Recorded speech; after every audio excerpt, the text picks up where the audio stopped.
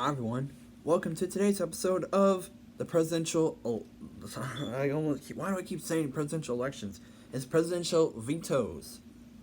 God, that's like the 8th time I've done that already. Oh boy. Today we're talking about Ulysses S. Grant.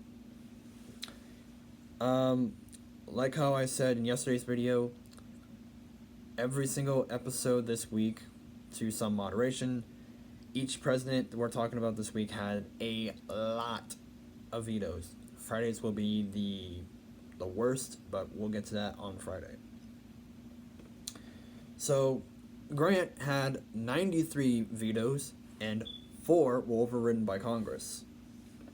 So, like how I did yesterday, for the sanity of you guys and myself and time constraint, and for the sake for keeping everything underneath 10 minutes, I am only going to read to you the first 14 in a long list of every single veto. Just to, to save time. I'm not going to jump around, but, I could, but that takes too long. Alright. So again, there are 93 total. 4 of them were overridden by Congress. And let's just jump right into it. Number 1. For the relief of Blanton Duncan. That was a pocket veto on April 10th of 1869. Number 2. For the relief of Rollin White. That was a regular veto on January 11th of 1870. There was an override attempt in both houses of Congress. It passed in the Senate 41-13, but it failed in the House of 12-168. Yeah. Number 3.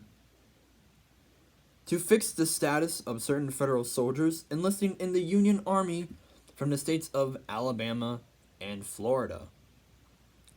That's a regular veto and no override attempt. That happened on July 14th of 1870. Number 4. For the relief of Charles Cooper, Goshorn A. Jones, Jamon Rowley, William Hannigan, and John Hannigan, which was a regular veto and no override attempt. That happened on January 4th of 1871. Number 5. For the relief of certain contractor for the construction of vessels of war and steam machinery. As a regular veto that occurred on February 7th of 1871.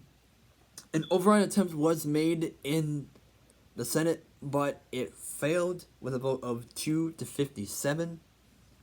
So, yeah.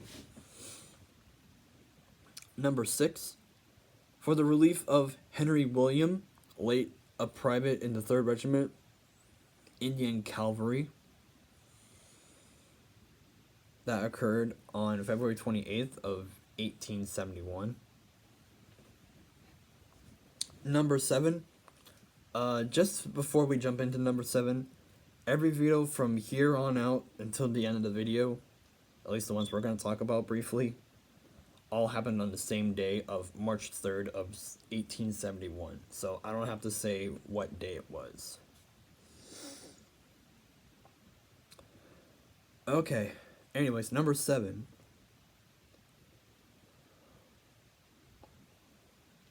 In relation to the Selma, Rome, and Dalton Railway Company, Alabama, that was a pocket veto. Number 8. For the relief of George Wright, that was a pocket veto. Number 9. For the relief of Joseph Ormsby, that was a pocket veto. Number 10. For the relief of Anna M. Howard, that was a pocket veto.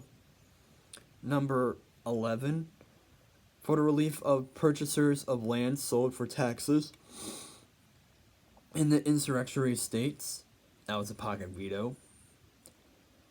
Number 12,